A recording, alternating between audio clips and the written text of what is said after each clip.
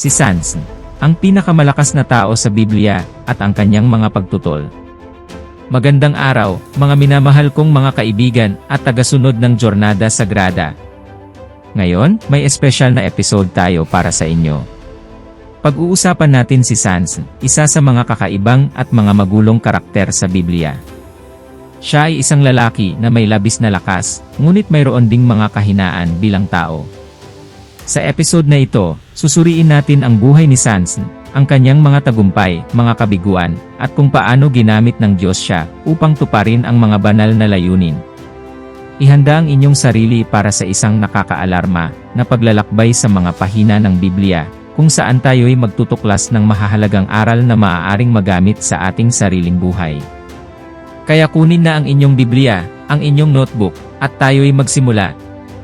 Nais mo na bang malaman kung paano magkaroon ng labas na sobrang lakas? Imahe mo na magkaroon ng kakayahang harapin ng mag-isa ang buong hukbo o maganap ang mga kamangha-manghang gawain. Ngayon, imahe mo na meron ka ng ganoong lakas, ngunit may mga kahinaan din na maaring magpabagsak sa iyo. Ito ang kwento ni Samson, isang lalaking pinagpala ng dibinong lakas, ngunit sumpungin ng mga kahinaan ng tao. Siya ay isang karakter na nagpapakita sa atin na, kahit na may mga espesyal na biyaya, tayo'y mananatiling may mga kahinaan. Subalit bago natin suriin ang buhay ni Samson, maari nating unawain ang konteksto ng kasaysayan. Siya ay namuhay noong panahon na ang mga Israelita ay inaapi ng mga Filisteo. Itinanghal si Samson ng Diyos bilang isang hukom upang iligtas ang kanyang bayan. Subalit, tulad ng makikita natin, hindi ito naging madali. Hinarap ni Samson ang maraming hamon mula sa labas at maging mula sa loob. Kinailangang harapin niya ang mga kaaway, ngunit pati na rin ang kanyang sarili. At ito ang dualidad na nagpapahalaga sa kanyang kwento para sa atin sa kasalukuyan. Kaya't kung ikaw ay naramdaman mo ng malakas pero may kahinaan, malakas pero mahina, o kung ikaw ay nagtaka kung paano gamitin ng Diyos ang isang katulad mo, ang episode na ito ay para sa iyo. Susubukang alamin natin ang mga hiwaga ng buhay ni Samson, at kung ano ang maaari nating matutunan mula rito. Ang pagsilang ni Samson ay isang tunay na himala. Ang kanyang ina ay hindi magkaanak at hindi maari magkaanak. Ngunit may plano ang Diyos para sa kanya at sa kanyang anak. Dumating ang isang anghel ng Panginoon sa kanya, at ipinaalam na magkakaroon siya ng isang anak na magiging Naziryo, itinalaga sa Diyos mula pa sa kanyang sinapupunan. Ang anak na ito ay may misyon na mag-umpisang magligtas ng Israel mula sa mga Filisteo na kanilang kinakasangkutan. Imahe mo na pinili ka ng Diyos kahit pa bago ka isilang. Ito ay nagpapakita na may plano ang Diyos para sa bawat isa sa atin, kahit pa bago tayo isilang. Subalit ano nga ang ibig sabihin ng pagiging isang Naziryo? Ang pagiging isang Naziryo ay isang seryosong pangako. Ito ay nangangahulugan na ikaw ay itinakda para sa Diyos at susunod sa mga malasakit na patakaran. Bawal mong putulin ang iyong buhok, uminom ng alak, o hawakan ang mga bangkay. Si Samson ay itinalaga na maging isang Naziryo mula pa noong kanyang pagsilang. Ito ay nagpapakita kung gaano siya kahalaga sa mga mata ng Diyos. Subalit ang pagiging espesyal ay may kaakibat na mga responsibilidad. Pinalad si Samson na pinadala ng Diyos na mayroon ng ganitong responsibilidad mula pa sa kanyang kabataan. Alam niyang siya ay naiiba, na siya ay itinakda.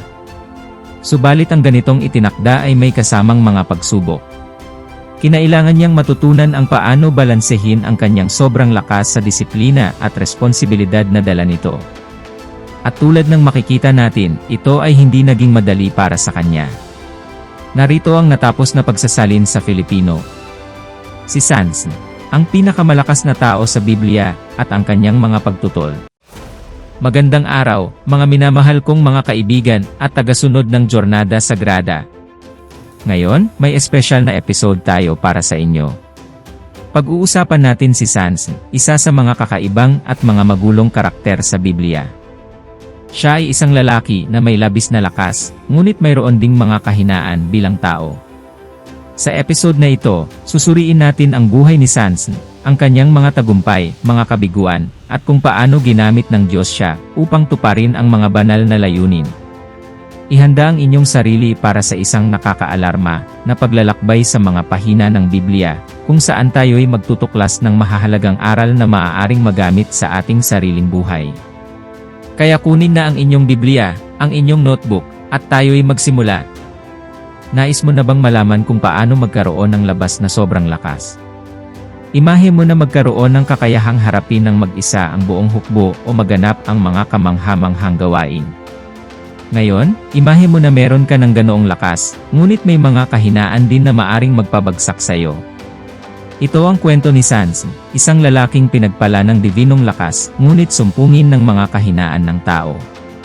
Siya ay isang karakter na nagpapakita sa atin na, kahit na may mga espesyal na biyaya, tayo'y mananatiling may mga kahinaan.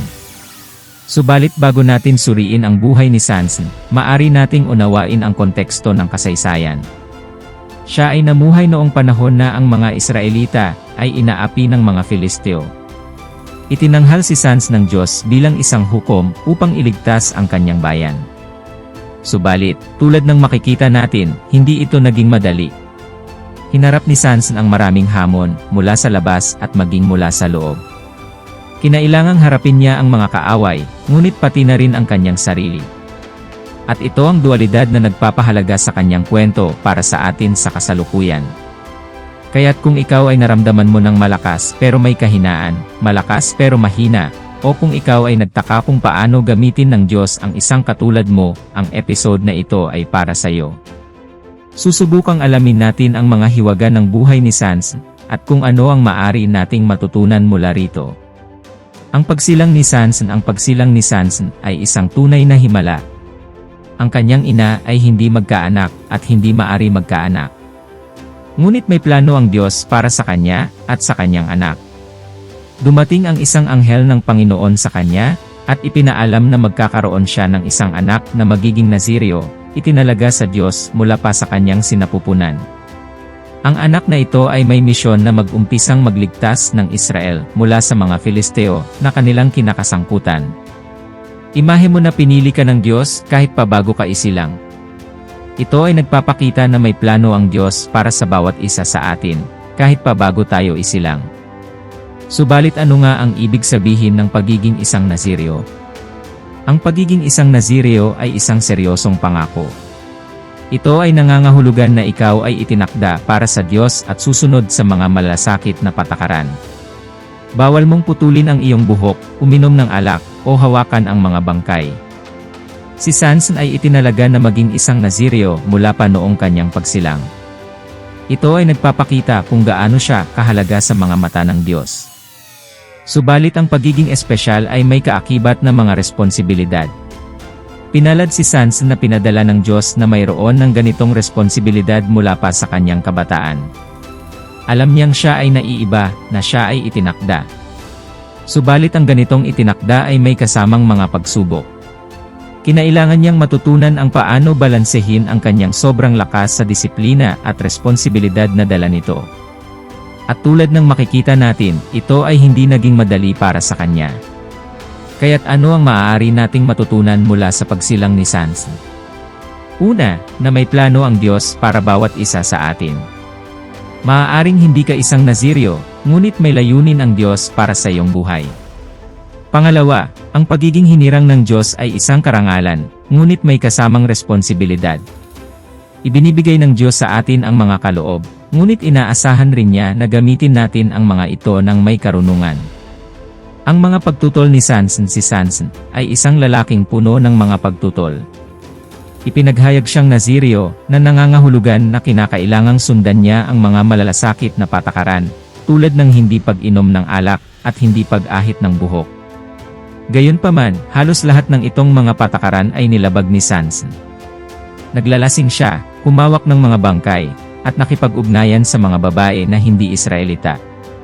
Subalit, sa kabila ng lahat ng kanyang mga pagkukulang, ginamit pa rin siya ng Diyos ng makapangyarihan. Ipinapakita nito sa atin na ang Diyos ay maaaring gumamit ng sinuman, anuman ang kanyang mga pagkukulang, upang tuparin ang kanyang mga layunin. Ngunit bakit nga ba nilabag ni Sans ang mga patakaran na ito? Nag-iisip ba siya ay higit sa batas? O baka hindi na niya kayang pigilan ang mga tukso na kaakibat ng kanyang kapangyarihan? Ito ay mga tanong na kinakaharap din ng marami sa atin. Minsan, kapag nararamdaman nating malakas o espesyal, nagsisimula tayong mag-isip na hindi tayo sakop ng mga patakaran. At dito tayo nagkakamali. Kinailangan rin harapin ni Samson ang mga kahihinatnan ng kanyang mga gawaing labag sa patakaran. Sa bawat paglabag niya sa patakaran, lumalayo siya sa Diyos at sa kanyang layunin. Subalit sa kabila nito, hindi siya pinabayaan ng Diyos. Ipinagpatuloy ng Diyos ang paggamit sa kanya, patnubayan siya, at bigyan siya ng mga pagkakataon na magbawing loob. At ito ay isang aral na maaari nating dalhin sa ating mga buhay. Kahit na tayo'y nagkakamali, narito pa rin ang Diyos, handang gamitin tayo at ituro tayo pabalik sa tamang landas. Kaya't kung ikaw si Samson, anong gagawin mo? Susundan mo ba ang mga malalasakit na patakaran ng pagiging Naziryo o bibigyan ka ba ng tukso na kaakibat ng kapangyarihan at lakas? Ito ay isang mahirap na tanong, ngunit ito ay isang tanong na kinakailangan nating tanungin sa ating mga sarili. Sapagkat lahat tayo ay may ating mga sariling lakas at kahinaan, at lahat tayo ay kinakailangang matutunan ang paano itong balansehin. Ang kapangyarihan at mga kahinaan ni Samson. Kilala si Samson sa kanyang kamangha-manghang lakas. Siya ay pumatay ng isang leon ng kanyang sariling mga kamay at tinalo ang libo-libong Filisteo gamit ang mandibula ng isang asno. Subalit ang kanyang mga kahinaan ay hindi gaanong kakaunti kaysa sa kanyang lakas. Siya ay niloko at tinraidor ni Dalila na natuklasan ang lihim ng kanyang lakas at ibinunyag ito sa mga Filisteo. Ipinapakita nito na, kahit gaano tayo kalakas, mayroon pa rin tayong mga kahinaan, at dapat tayong mag-ingat na hindi magtulak sa tukso. Ngunit higit pa nating susuriin ang mga pangyayaring ito. Noong pinatay ni Samson ang leon, siya ay nag-iisa. Wala ni isa sa paligid upang makakita ng kanyang kamangha-manghang gawain ito. Subalit hindi ito nagpigil sa kanya na kumilos. Ginamit niya ang kanyang lakas upang gawin ang tama, kahit walang nakakakita. At ito ay isang mahalagang aral para sa ating lahat. Madalas, ang tunay na pagsubok ng pagkatao ay nagmumula kapag walang nakakakita. Ngayon, tayo'y mag-usisa tungkol kay Dalila. Siya ang babae na nagawang alamin ang lihim ng lakas ni Samson. Pero paano niya ito nagawa? Ginamit niya ang kanyang katalinuhan at kasamahan upang maloko siya. At si Samson, bulag sa pag-ibig at tiwala, ay nagbigay ng lihim. Ipinapakita nito na madalas, ang ating mga malalakas na kalakasan ay hindi pisikal, kundi emosyonal. Dapat tayong mag-ingat kung kanino tayo magtitiwala, at kung paano natin gagamitin ang ating kapangyarihan. Kaya't ano ang maaari nating matutunan mula sa kapangyarihan at mga kahinaan ni Samson? Una, na ang kapangyarihan ay isang responsibilidad.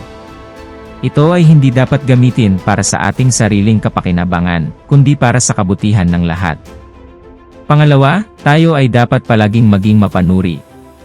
Ang ating mga kahinaan ay maaaring pagmula ng pang-aabuso at kailangan tayong maging alerto upang hindi mahulog sa mga patibong. Ang trahedya at paghingi ng tawad ni Samson. Ang wakas ng buhay ni Samson ay magkasabay na trahedya at pagbabalik loob. Matapos siyang taksilan ni Dalila, siya ay dinukot ng mga Filisteo. Sila'y nagtulong-tulungan na dukutin siya at inalipusta, ginawang manggagalingan ng lakas sa kanilang mga gilingan. Subalit sa kanyang huling mga araw, may plano pa rin ang Diyos para sa kanya. Nagdasal si Samson sa Diyos at tinanggap ang lakas upang gibain ang mga haligi ng templo ng mga Filisteo. Pinatay ang mas maraming tao sa kanyang kamatayan kaysa sa kabuuan ng kanyang buhay. Ipinapakita nito sa atin na, kahit kinakaharap natin ang mga bunga ng ating mga gawaing labag sa batas, maaari pa rin tayong gamitin ng Diyos upang tuparin ang kanyang mga layunin. Ngunit maglaan tayo ng oras para magbukas ng mas malalim na kaisipan sa sandaling ito. Si Samson ay nasa kailaliman ng pagkalunod. Nawala niya ang kanyang lakas, paningin at kalayaan. Subalit mayroon pa siyang bagay na hindi maagaw ng mga Filisteo, ang kanyang pananampalataya sa Diyos. At ito ang nagtulak sa kanya na manalangin para sa lakas na iyon sa huling pagkakataon.